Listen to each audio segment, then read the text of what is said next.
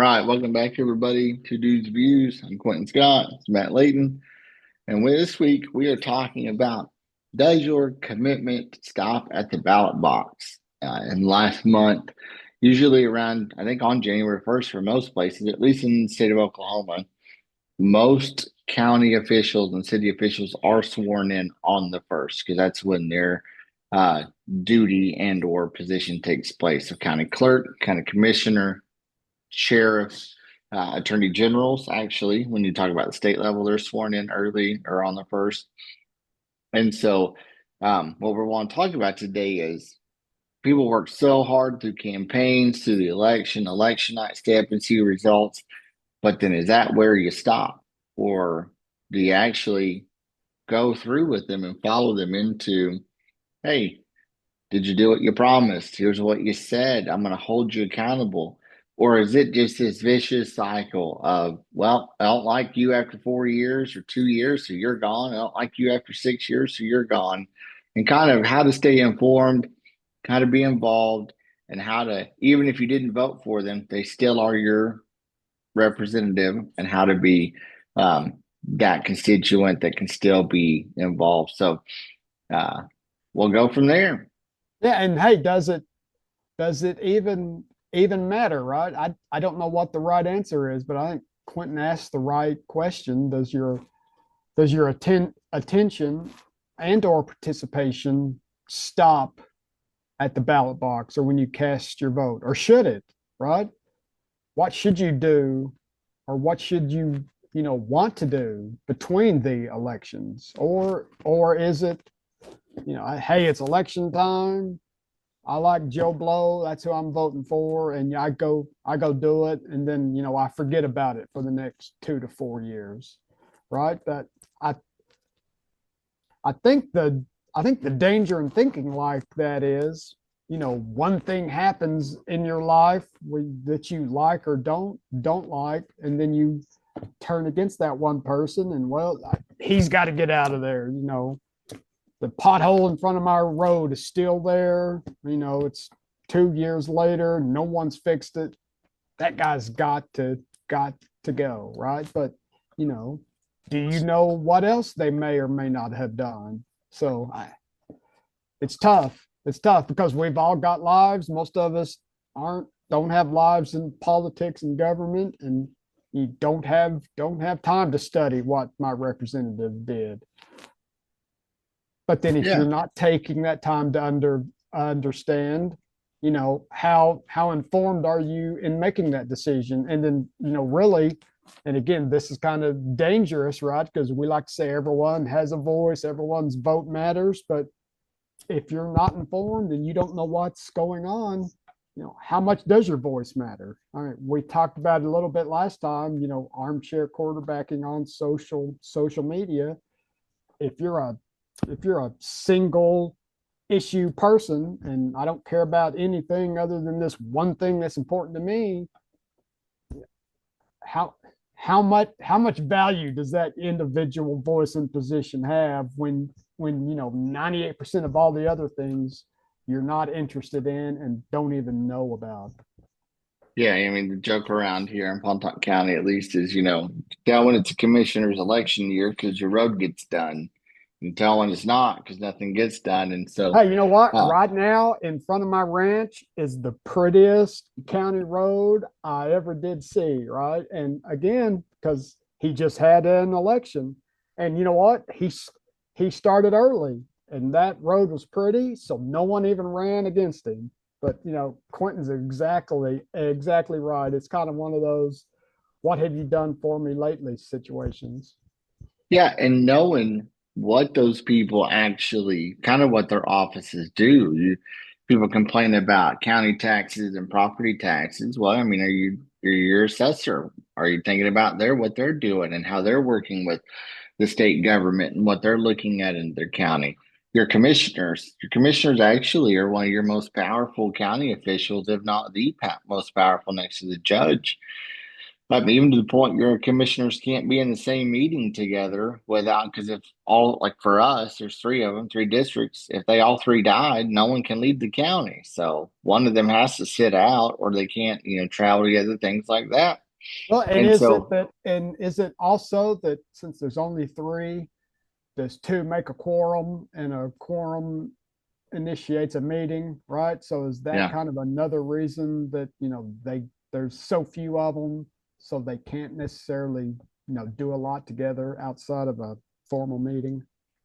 Yeah, and it's to protect the county from not having any leadership and just to be able to govern properly. But I think so often, and Matt and I've talked about this a lot, people are uneducated on who elected officials are until they get to the ballot box, especially on years. And we talked about this, I think, in our first episode, when it's not a presidential election. And you always, running for school board, you never want your term to come up on a federal election because everybody goes to the ballot box and nobody knows who you are and nobody knows who your opponent is. But I had an election one year where we drew the biggest turnout ever, and the superintendent was like, "You guys, people like you guys." I said, "Nope, people want to vote for president. That's what it is." And they got to vote for us, or in the state of Oklahoma, their ballot is invalid if they leave any one of those boxes blank.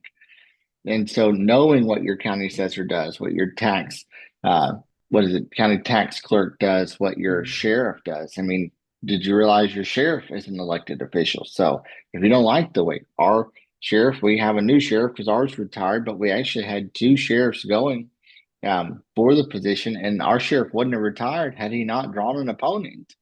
And he drew an opponent, so he decided to retire.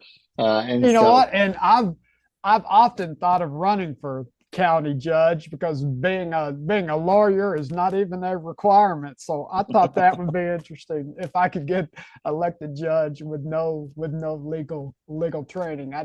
I don't know how I would benefit the community, so it might not be the best idea, but I did think that was interesting. If you know Matt Layton Judge, you're like, well, where'd he go to law school? Well, he didn't. But yeah.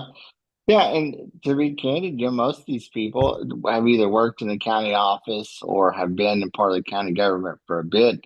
But you have, your clerk, your assessor, things like that. The sheriff more than likely came from either a police squad, PD in the city, or came as an what would you say? Not undersheriff, but most of them are, or some of them are, mhm. but different things like that. But not you don't have to be in county government to run for county government. You don't have to be ditch digger and work the roads and work your way up to be county commissioner. It's not a promotion. It's an elected position. And so I always tell people if you got a big enough problem with the county commissioner, run against him. And most people then say, well, how do you even run against county commissioner? It's like, well, go to their website. It'll tell you when they run. And you can definitely tell when it's time for them to run because your district Yeah. will look the nicest. And so, I don't know, Matt, what do you think about the concept, especially kind of, I think it happens more in rural Oklahoma. We got less offices, more land, less offices, less people to represent us just because, population's lower. Oklahoma City, obviously, they have a ton of people. And county commission probably looks a little bit different in Oklahoma City than it does in Ada, Oklahoma. You don't have old boy wearing blue jeans and a Carhartt shirt running for county commissioner in Oklahoma City, probably more of a suit and tie, maybe. Um, but the demographics aside, what do you think is the biggest problem with people not educating themselves in their county officials and what they actually do? Well, and I think we kind of talked about it in an episode or two in the past, right? I mean, does the one single issue you might be most interested in, does that outweigh all the other potential good that your official has brought to your area and to you personally, right? We talked about the senior state senator in Oklahoma, number 2, 3, or 4 in the entire state organization, being removed from office because he lost an election, and we replaced him with a junior brand new senator, right?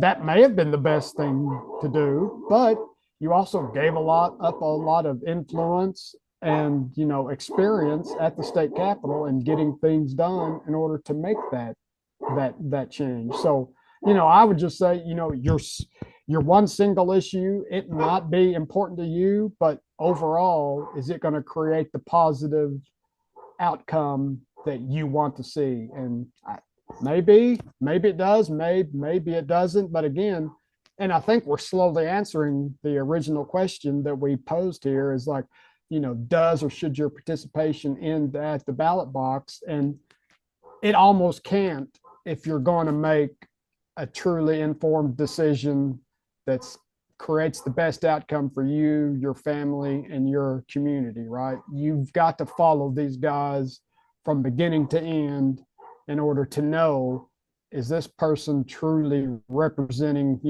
my best interests? And you know what? You can't, I mean, granted, you can be selfish here because each of us get a vote, right? But honestly, at the end of the day, I think my best interests are most likely, my family's best interests, and probably at the end of the day, the majority of the community's best interests. All of those align, especially when we talk about local politics, right? Especially city, even county. That's really, really local, especially compared to the national level. So most of those folks on those levels, everyone's best interests align, right? And but you've got to know in order to make that decision. Yeah, and you mentioned state and federal level, which we're at this place now where our state governments have turned over for most of them, and now our federal government has turned over. So now we have changed presidents, we have changed Congress, we have changed the Senate. A lot has changed, and so just as the federal government does, and it has such a microscope on it that even a few weeks ago they didn't vote in the current Speaker of the House. The Republicans couldn't vote in their own person and infighting, things like that. And so we have such a big microscope on the federal level of it that we kind of lose the local level of it, and just it'll take care of itself, good old boy kind of thing, which kind of scares me a little bit of the Speaker of the House in Congress in Washington. Yeah, he does affect me. He's what, third in line in succession, but he doesn't directly affect this road outside of my house getting fixed if I'm blowing tires every other week on it. Yeah, and our entire government is built almost to the effect of that national politician. It's almost impossible for them to make an individual decision that specifically affects my day-to-day life. And I know Quentin's probably going to go off, and we may even talk about it, on a future show. Is the whole reason he doesn't like straight party voting, because the majority of the time someone's straight party voting for that top of the ticket, whether it's US senator, whether it's president. But how does that person affect your day-to-day life? And should you choose your local officials based solely on an R or a D or red or a blue? I mean, we can certainly get into the differences of the parties, but again, on a local level, I don't care who's running for president, because again, that's not going to affect how I live my day-to-day life.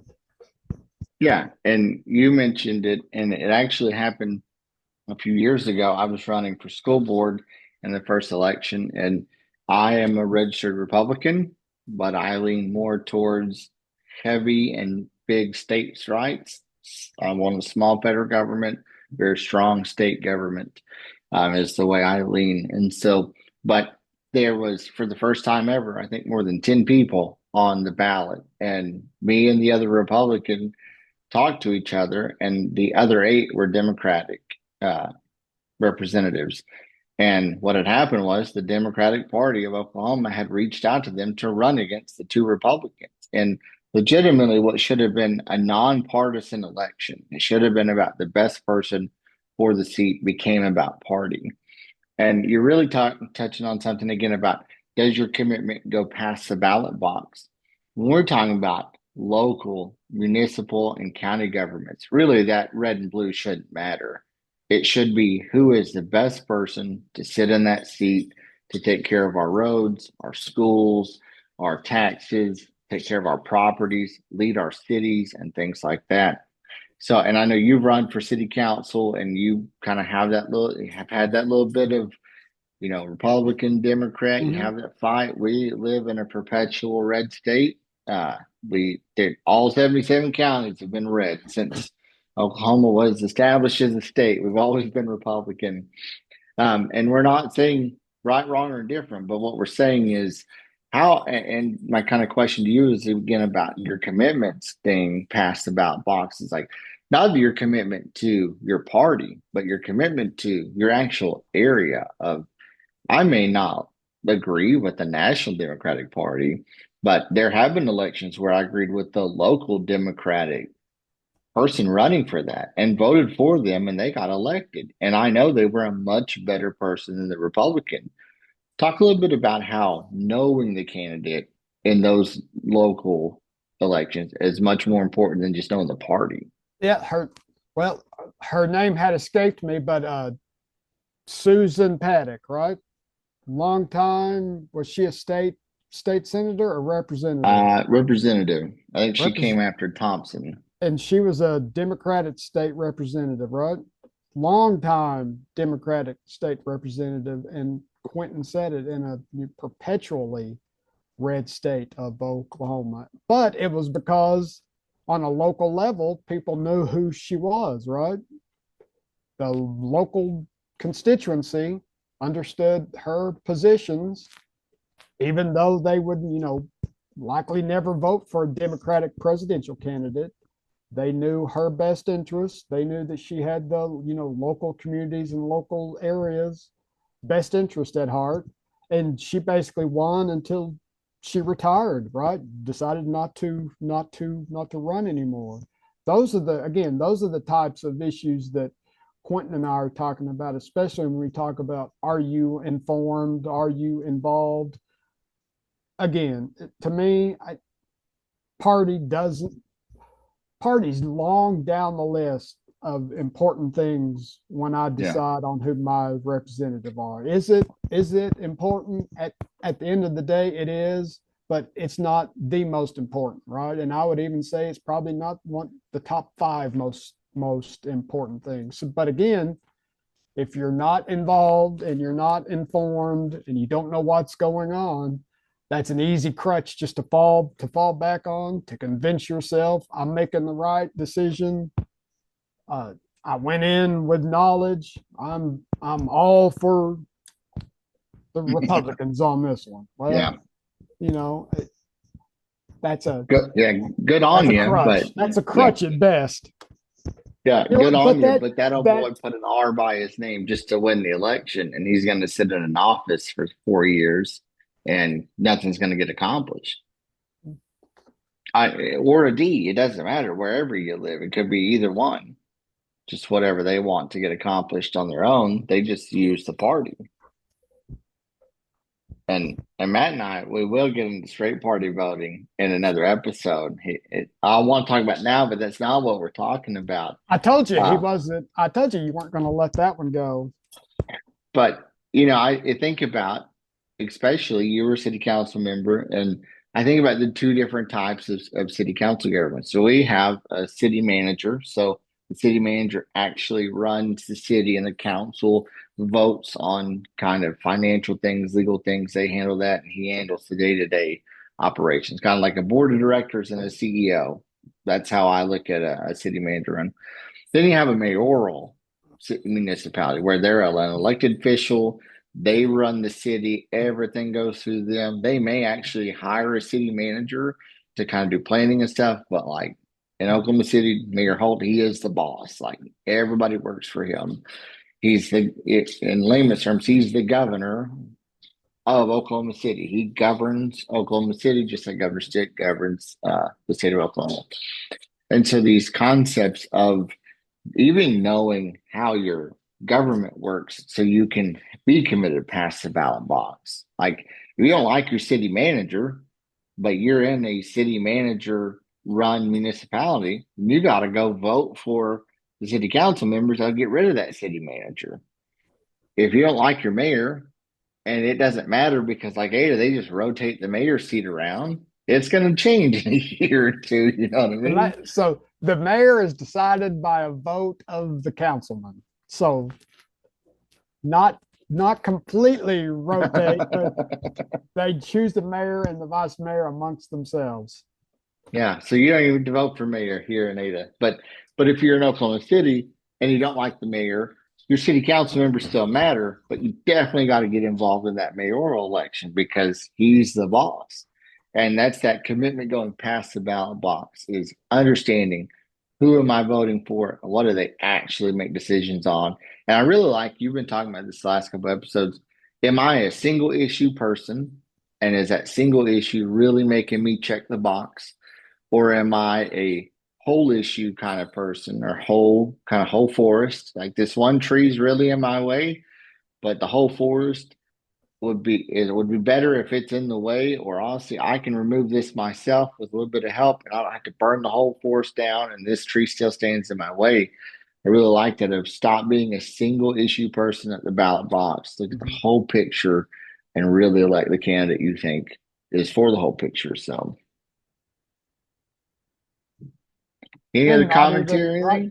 anything? No, it's just not even elect the candidate. But when a candidate is elected, whether that was your choice or not, just don't let one decision completely make up your mind about them, right? I mean, these folks are making choices and decisions, hard choices and decisions every single day. And I always liked to used to say when I was on the council, intelligent people can agree to disagree. You're not gonna approve and you're not gonna like every decision I make, but on the whole, did I make things better for you, right? On the whole, Yeah. did the decisions you agreed with outweigh the ones that you didn't? At that point, I believe you can make the best decision. And again, back to the original question, does your participation end at the ballot box? You can't add up those good decisions and bad decisions and make the right choice if you're not paying attention all along the way. Yeah, and we're not in no way saying threaten the elected official every week by saying, remember, you're an elected official. And you do have that ability to remind them, like, hey, we did vote you in. So there is a constituency of people that asked you or trusted you would do this for Or us. watching, and you should, right? And that's what you should do, right? Remind them always that, hey, we're behind you, but we're watching, right? Yeah. There's a choice coming up. What are you doing during your term that's going to make sure I choose you, right? Or what are you doing that's going to make sure I don't choose you? Yeah. The democratic process lives inside every county, city election, not just at our federal level and where it is questioned every election, but it specifically is in every election that we can vote in and out people as we choose as the voters of a county, a city, and any type of government. Yeah, and I would go so far as to say it's an everyday process. It's not a every 2 or 4 year process. It's democracy is alive every single day. Yeah. And so that was just something that we kind of had been throwing around. We've seen a bunch of officials be appointed. And so we were chatting at work one day of, do people even know what these people do? Again, an uneducated voter is a liability, candidly. And so you hate to say that, but people going to the ballot box with no clue other than the R or the D in their head and just going to write straight down, which again, maybe next episode we'll talk about straight party voting. Um, because candidly, these people get swept up in that straight party voting and they didn't even have to work for it. And these people can't gerrymander their way into an election, which gerrymandering, we can talk about it again. We talked about it a little bit in the first episode. Matt kind of got swafted out of his senator district. So, but Matt, I don't know if you want any other commentary, but again, just be educated, be involved, follow whoever got elected, and just make them, even if you didn't elect them, make them keep the promises that you heard those who elected them did.